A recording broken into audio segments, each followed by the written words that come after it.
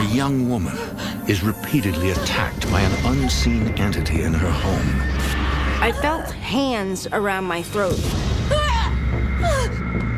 Paranormal investigators try to identify the presence, but it's a desperate race against time. Crush Satan under your feet. Stephanie? Culminating in a final battle between the forces of good and evil. My wife was dying. In America, there is real evil. It lurks in the darkest shadows and in our most ordinary towns. Between the worlds we see and the things we fear, there are doors. When they are opened, nightmares become reality.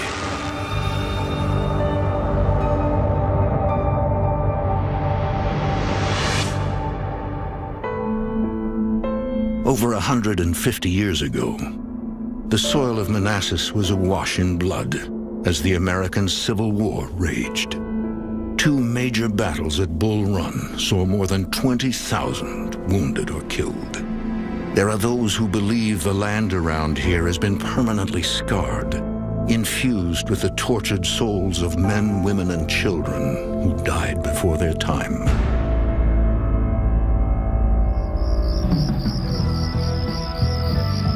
In the fall of 2008, Manassas resident Stephanie Winter attends a party at her friend Peter's apartment. She discovers he has a fascination with the dark arts. I noticed on his shelf he had books that I'd never heard of. The Necronomicon includes magic spells and advice on how to summon demons and spirits. Actually, it's a real useful book. Yeah, if you're dead, you should spend some time amongst the living, Peter. I was just hoping to spend a little bit more time with you. I think he got the wrong impression. In his mind, I had feelings for him, which was not the case. What's the problem? You know what the problem is, man. I'm married, okay? Get it. I'm just paying you a compliment. Lay off. The more I tried to tell him no, the more persistent he got. He pulled some of my hair out. What are you doing? Just getting what I need for a love spell. A love spell. You are sick. At that point, I was done. I didn't want any part of anybody who was into that sort of thing.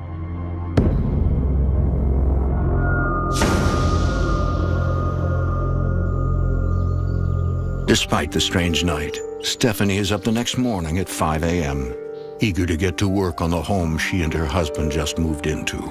Going to work this morning? It's late shifts. It's a lot of unpacking to do. The couple has been married for just a year. Stephanie's a bartender at a local restaurant. Her husband, Nicholas, works in construction. Did you have fun last night?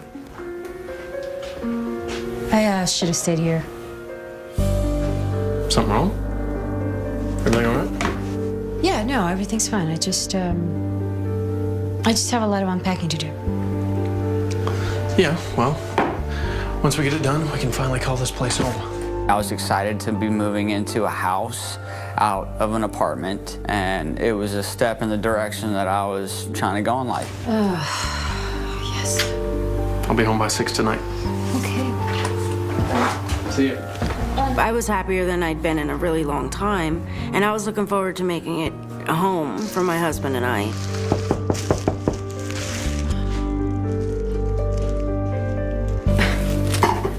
You forgot something, babe? You forgot something? What are you doing here? Peace offering. Did you wait until Nick left? No. I was just bringing you flowers. He was coming by my house 5:30 in the morning on his way to work, and it just really made me uncomfortable. Well, I didn't realize you wanted to get all dressed up for me. You need to leave, all right? Get out. Okay? What? You don't want to say no to me. Get out! Get out!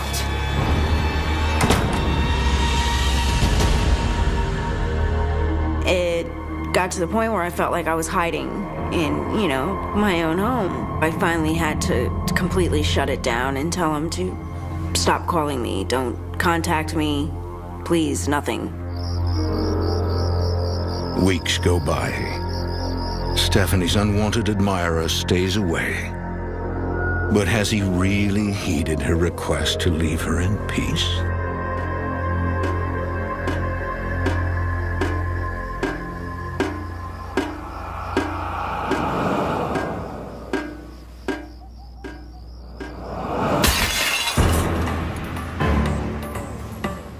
What was that? I don't know. Is there somebody in the house? I'm making my bed. No, wait. What if they have guns? Shh.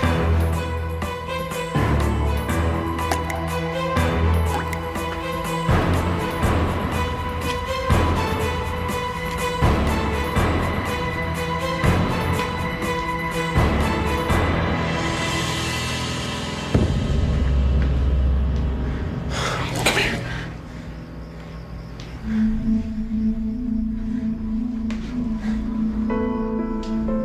That's so weird. What do you think did that? That's so weird.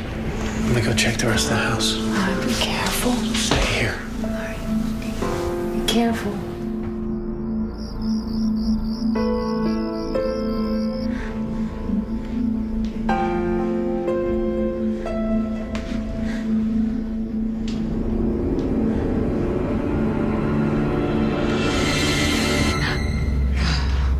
It's okay. It's okay. I checked the doors. I checked the windows. No one? No, nothing's unlocked. There was no way that it could have been an intruder. We're thinking maybe we didn't have it set up there right, or, it slipped off or something. A lot of stuff that's heavy. Our nerves were all jangled. Eventually, we fell asleep and really didn't think too much more about it.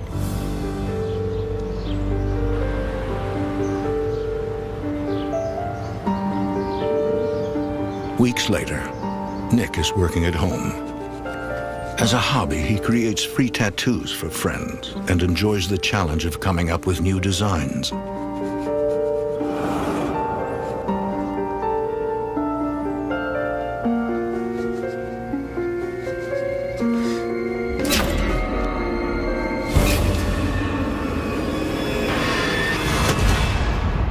I see this candlestick thing hit the wall out of the corner of my eye. It made this big black mark on the wall.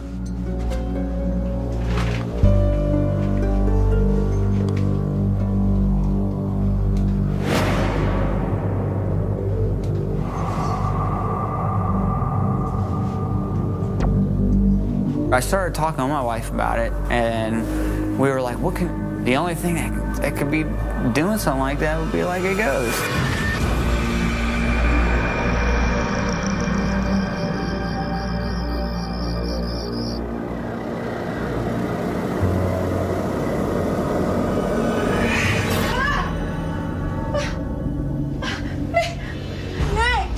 Hey, My bag!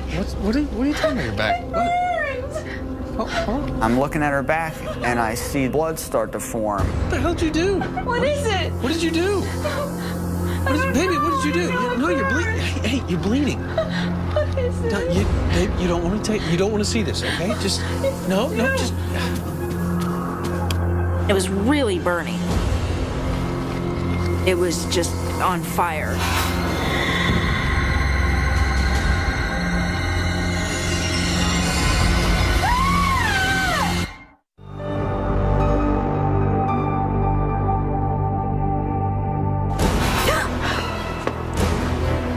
Just getting what I need for a love spell. There have been disturbing events in Nicholas and Stephanie Winter's home ever since she told a love-struck friend with a fascination for the dark arts to leave her alone. It is now February 2009, a year since the trouble started.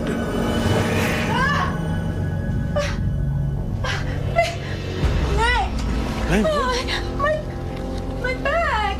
what are you talking about? Your back? What? she was scared, and I was too, because there was no explanation for this. There were no tears in my clothing. I have a shirt on, I'm underneath blankets. How did that happen?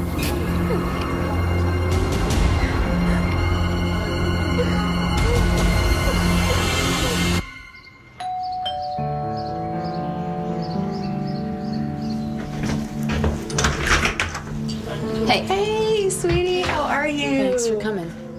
A few days later, Stephanie receives a visit from a close friend, accompanied by someone who may be able to offer some answers. No, I haven't been anywhere, you know. Yeah. So, but thanks for bringing her by. Sure. This is the lady I was telling you about. There was a lady that I knew through church, and she had a friend who's a sensitive. She could feel, see certain things. So, do you like the 10-cent tour? Come on, I'll show you around. She'd walked around the house and walked around outside.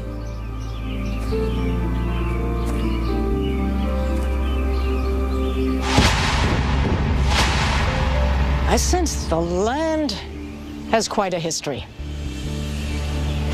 She told me a husband and wife and their son.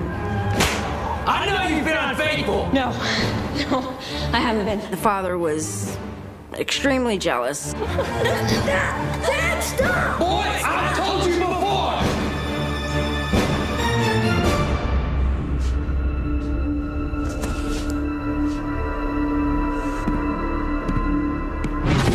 He ended up killing the mother and the son.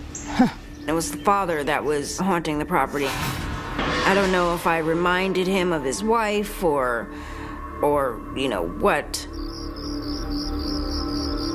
A few nights later, Stephanie's scratches don't appear to be healing.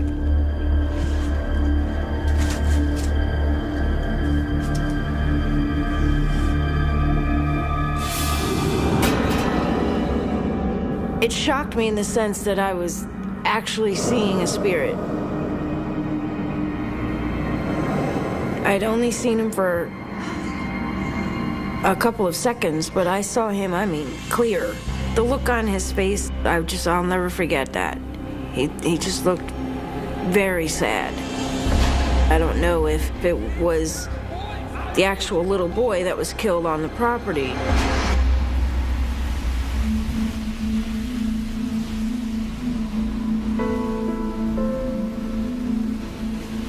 I know that there are lost souls. I fully believe that. I believe that ghosts could communicate in their own way. I did not believe that they could physically harm you.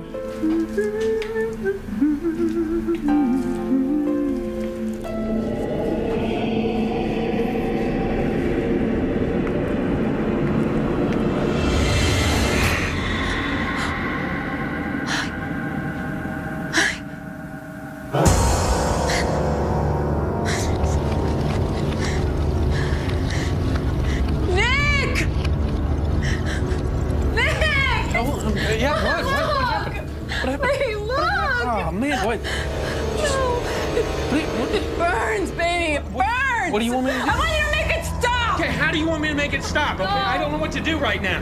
To see your skin open up when there's no explanation for it, the pain that goes along with it, it's like a liquid fire poured in there. Are you okay? I had to convince myself it was real over and over and over again, even though I saw it with my own eyes.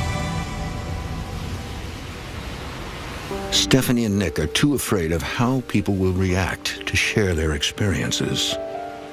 We had nothing to compare it to and nobody to talk about it with, because who is there to talk to about something like that without sounding like you're crazy? All they can do is try to resume a normal life. Hey. Hey. How you doing? Okay. Yeah. Does it hurt? Yeah. I told you it would. He's good, though. He's really good. I hope that's not the result of Nick's last attempt at a free tattoo. No, it's, I fell.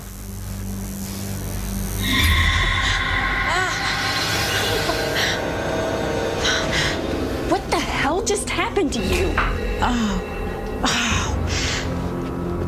Right in front of him, my leg just opened up. We gotta get out of here. No, don't leave. Don't go. She was being tortured. Tortured in a way that I've never thought was possible. I felt totally powerless. And I begged, Why are you doing this to her?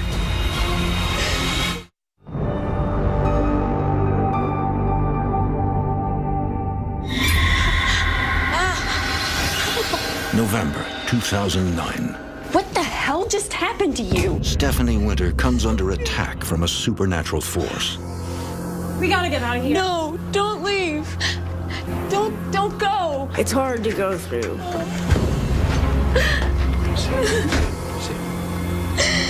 We felt alone. Nick feels powerless to protect his wife. Why are you doing this to her? Could Peter, Stephanie's love-struck admirer, have placed a dark spell on her? Or are the attacks in some way related to the violence and twisted souls of men who died too young in the Civil War battles that rage nearby? The medium has offered a third possibility, that the spirit of a father who killed his wife and child here could be looking for his next victim. a week went by, then she got scratched again. And then another week went by and she got scratched again. And it happened like that maybe half a dozen times. How do you explain those scratches to somebody? And especially if you get hold of somebody who doesn't believe in the paranormal. My husband would have been locked up. I'd have been in a loony bin somewhere. And then what do you do?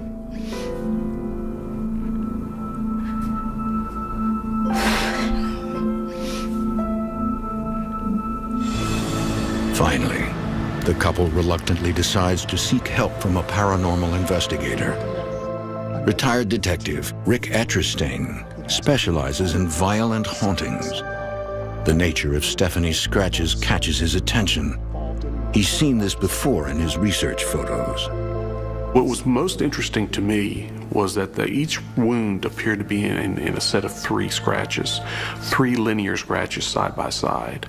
The 3 scratch marks is indicative of a negative entity haunting.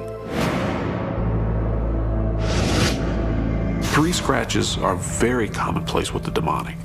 And the reason that is because the symbol of 3 is a direct mockery of the Trinity, Father, Son, Holy Spirit. If we're looking at a negative entity, usually it has to be invited or summoned somehow. I started taking into account the possibility that something happened to invite or to cause this phenomenon to occur to her. Is there anyone in your life that is involved in occult practices or someone who might mean you harm? There is this guy, Peter, and he just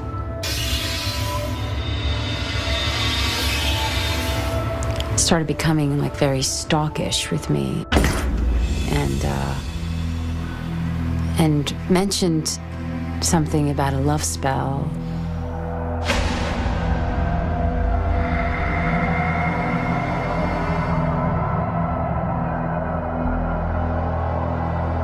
It's possible that he could have put a curse on her.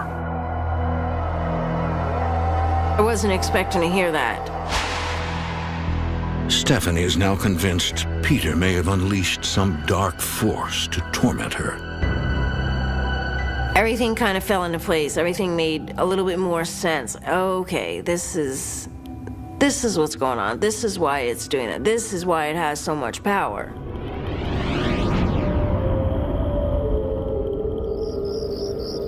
Rick agrees to conduct a paranormal investigation the following week. Until then, the evil presence could attack at any time.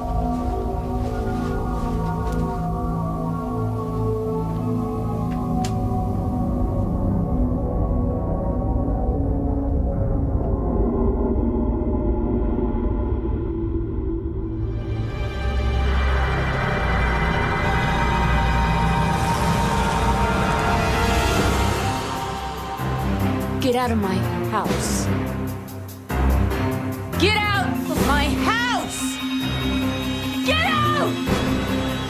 I was very angry and very confrontational, and I wanted it out. No more! You hear me? No more! Get out of my house! This thing was such a coward, and it was just attacking in the middle of the night and just out of nowhere and when your back is turned, and that's what made me so angry. Where are you? Leave me alone! Where are you? Where are you? Huh? You here? Leave me alone! Where are you? Help me! Help me find it! I got you. Help me find it! Please! Down. It's Help me find it. Just go away. I begged my wife to move out of the house because I felt like the house was evil. I just wanted away from it. But then after talking with Rick, he said, well, you know, that might not work. In cases this severe, sometimes the entity will follow you no matter where you go.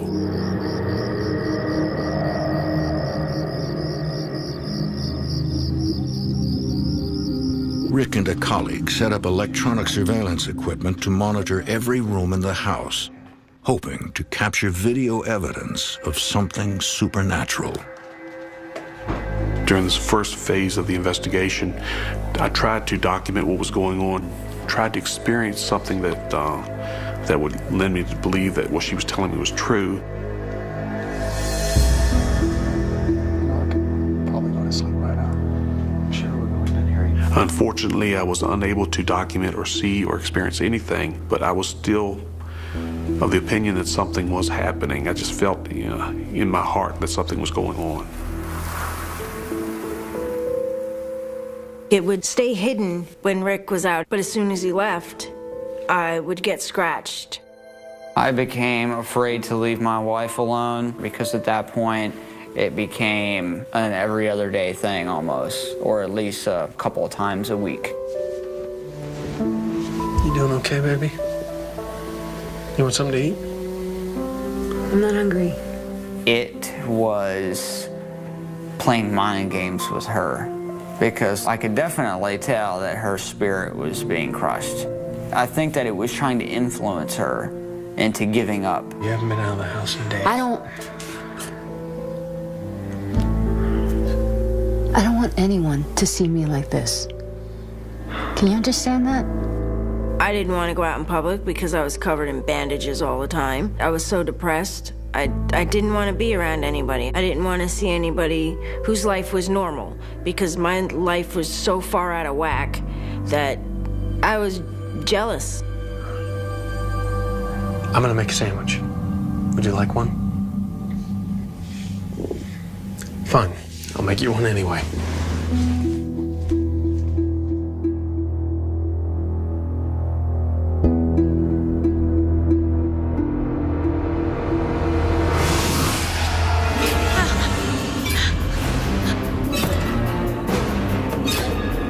I could feel somebody on top of me.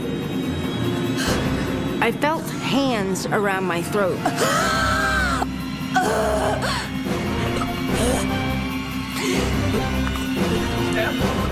Step!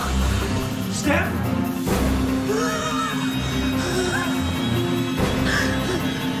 I thought my wife was dying. Let her go! If you want to hurt somebody, you hurt me, but you let her go!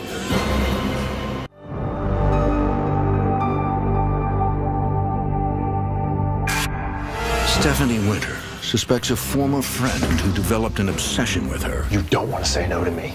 has cast a dark spell, unleashing a demonic spirit to extract his revenge.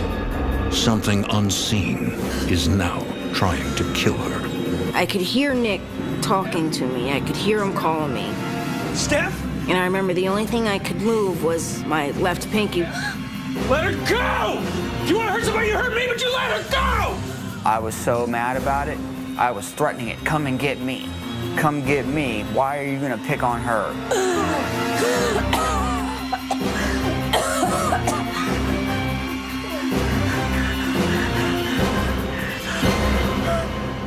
sudden, she just grabbed a breath of air, and she sat up.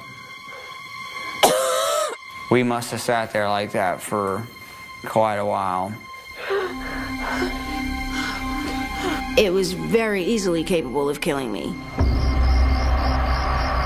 They tell paranormal investigator Rick Atterstein about the violent attack.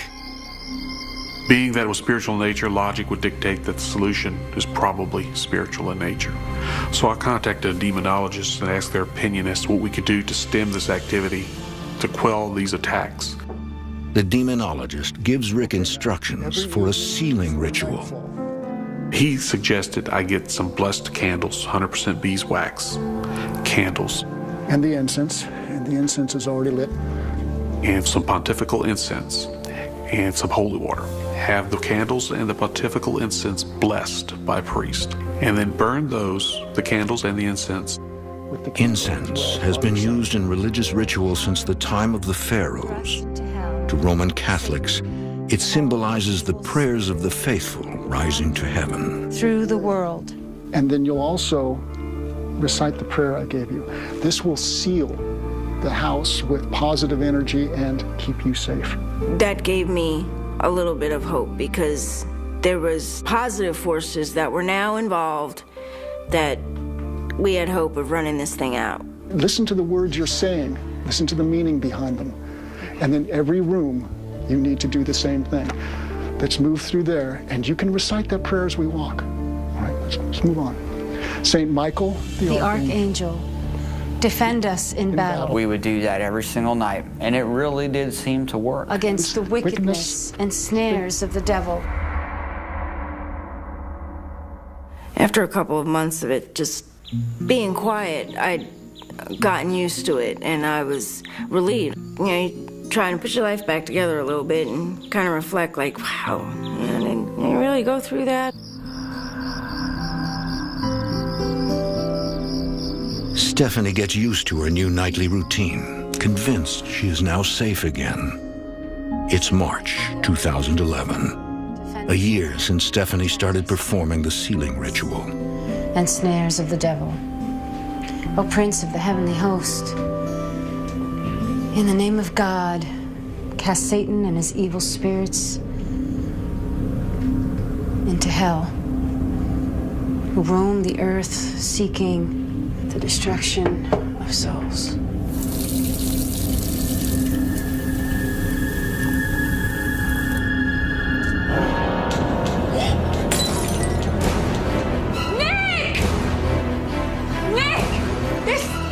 There's a guy outside! What? There's a guy outside! Baby, Stay here! Be careful!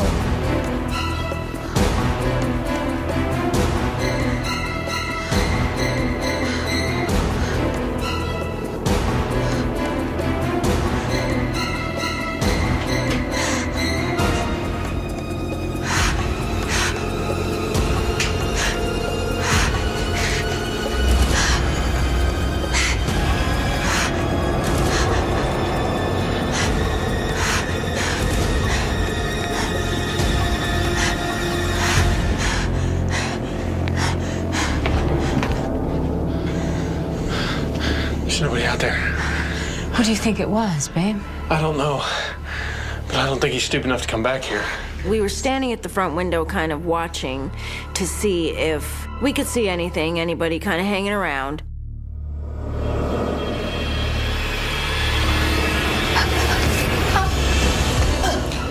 This thing grabbed the back of my head and just yanked me down. Did you hurt your neck?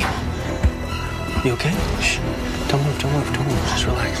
That was absolutely devastating because I thought it was over with. Nicholas called me. He was very frantic. He said that the attacks had resumed. In April 2011, paranormal investigator Rick Atterstein begins a 48-hour investigation, hoping to gather evidence to justify a formal Catholic exorcism. In order to get the Catholic Church involved, it takes a great deal of evidence and a great deal of documentation. Stephanie. What? There's something I need to ask you. What? maybe you shouldn't use the sealing ritual while we're here. You want to use me as bait? If you're not comfortable with it, I'm certainly not going to try to convince you. No. No. Let's do this. I was pretty much willing to do whatever I had to do to get some kind of evidence. Rick and a member of his investigation team will stay up all night monitoring camera feeds. On night 1, there's disappointment as nothing happens. They return to their posts for night 2.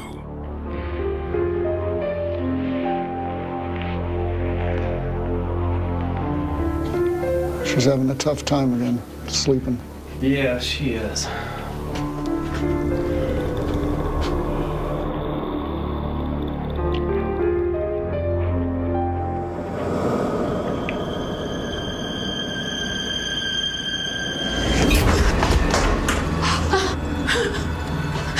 Hey. Oh my God.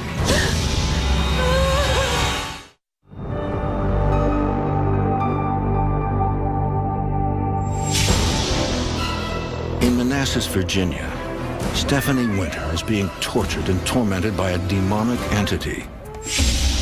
It may have been unleashed through a spell cast by a spurned former friend who became obsessed with her. Paranormal investigator Rick Etrestein believes an exorcism by the Catholic Church may be necessary, but first he needs to capture proof of the evil presence.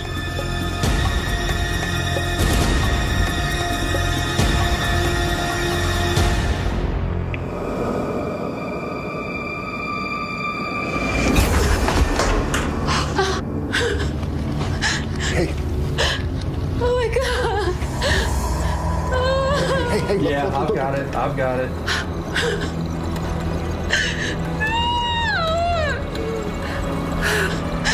Are you okay? The wound to her arm was so severe that in the kitchen itself, where she was standing, there was a pool of blood. There was also some minor blood spatter on the wall adjacent to where she was standing, which indicates to me that there was some force applied to that particular scratch. But the evidence is not strong enough to take to the Catholic Church. The video evidence was significant but not conclusive as far as I'm concerned, because she was in and out of the kitchen. If I want to take a skeptical stance, she could have done it in another room, come in, and pretended that she got scratched. I was kind of mad about that. I was like, oh, man, all right. The investigation continues.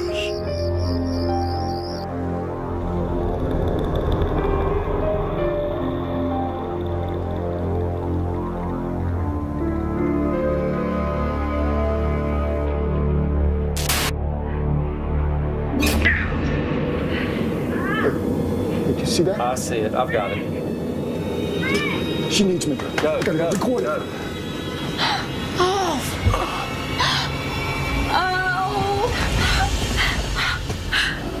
I actually saw the welts form in 3 scratches, linear scratches side by side, and I saw them start to bleed. At that point in time, I knew that she did not scratch herself, that they were fresh. We got it. We got it. That piece of evidence was more significant than the original scratching because of the time period that she was under constant surveillance. We felt so good. It was like, thank God Rick finally saw this. He saw it with his eyes and he's got it on camera. I knew that I had something of a negative nature.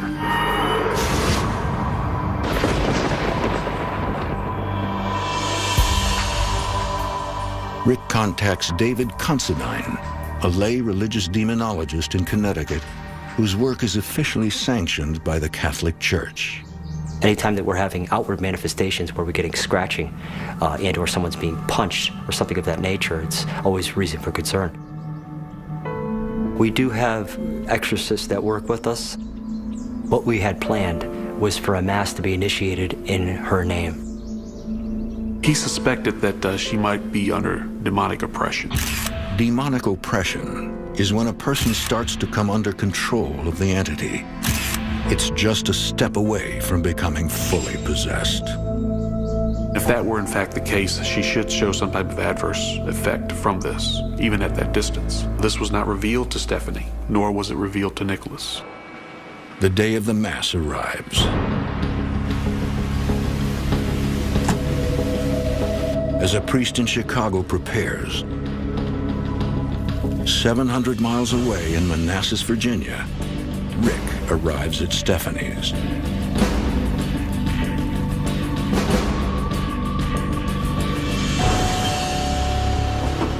Hey, I didn't expect to see you today. I know, I left my notebook in here. Do you mind if I come in a minute? No, of course not. Come on in. Et praesertum servus tua Stephanie Winter. The priest begins the Mass for Stephanie. Perpetua semper virginis intercessione. Did your friend review the evidence at all, or? Yes, he did. He's reviewing it right now. Perpetua mentis et corporis sanitate gaudere. Et gloriasae Beatae Mariae. As we forgive those who trespass against us, the blood of Christ. Sit down here. Lean back. Depart, Satan. I felt fine 1 second, and then felt like somebody set a bomb off in my head. The God of peace will soon crush Satan under your feet.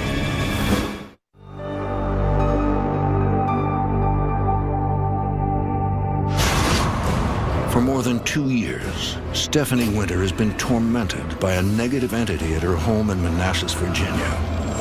A haunting that may owe its origins to a dark spell unleashed by a former friend in revenge for Stephanie rejecting his attempts to win her heart. In the spring of 2011, a priest 700 miles away performs a Mass in her name, hoping the demon will make its presence known. I did not reveal this information to Stephanie. She did not know anything about it. Et gloriasae Beatae Mariae. Liberare Justitia. Quae sumus Domini Deus. Liberare Justitia. Oh my God, I'm so dizzy. Per Christum Dominum Nostrum. Amen. She had a severe migraine headache. Oh, my head, I don't feel good. That was a diagnostic indicator that this was probably legitimate demonic oppression. Stephanie is in imminent danger of becoming fully possessed by this evil spirit. Rick contacts religious demonologist David Considine, who arranged the diagnostic Mass with the priest in Chicago. No, she's sick. She needs our help. We felt that it was something that could be handled by the minor form of exorcism. There's not enough time for the church to sanction a full exorcism. Instead, paranormal investigator Rick Atterstein will try to drive out the demon. Rick was instructed to purge himself, to clean himself, as it were, on a spiritual level. Has the power. It is intense. And I fear for Stephanie. I absolve you in the name of the Father, the Son, and the Holy Spirit. So that way he could be stronger for Stephanie and for himself, and to lessen the possibility that he could come under possession. I knew the clash was imminent. I knew the clash was coming. Something was going to happen. Rick is finally ready to take on a demon.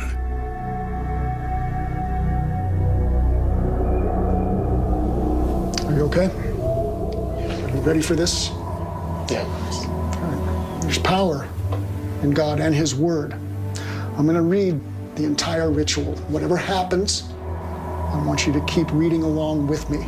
Most glorious Prince of the heavenly armies. Most glorious Prince of the heavenly armies. Saint Michael the Archangel. Saint Michael the Archangel.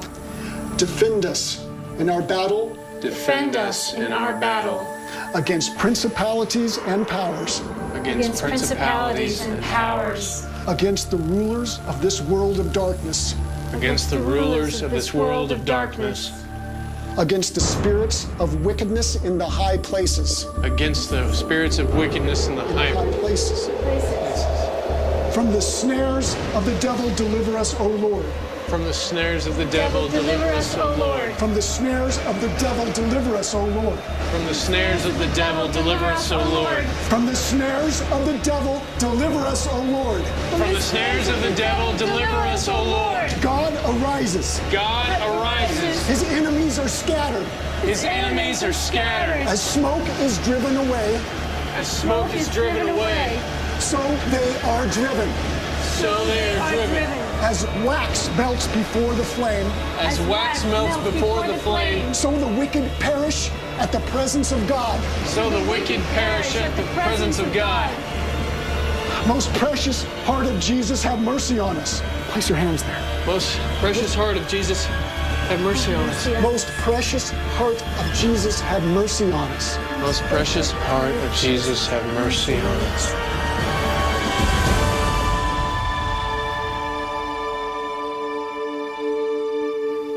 I think it's over. Yes, yes, I think it's over.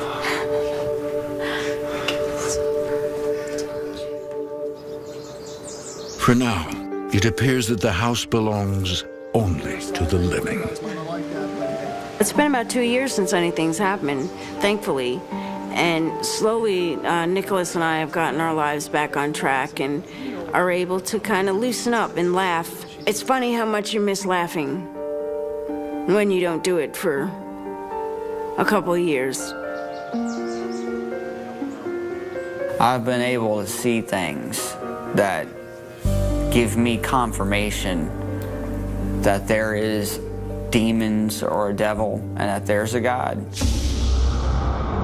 The couple continues to wonder what caused the haunting and if it is gone for good. Did Stephanie's love-struck former friend cast a spell and conjure a demon? Rick did bring that up to me, that Peter could have done that. He could very well have brought this thing to me. More than anything, Stephanie wonders about the ghost of a boy that appeared to her. I don't know if it was this demon that was in my house trying to gain my trust, or if it was the actual little boy asking for help, but I've never seen him again. I'm still on edge because I don't know if it's completely gone or if it's just dormant again.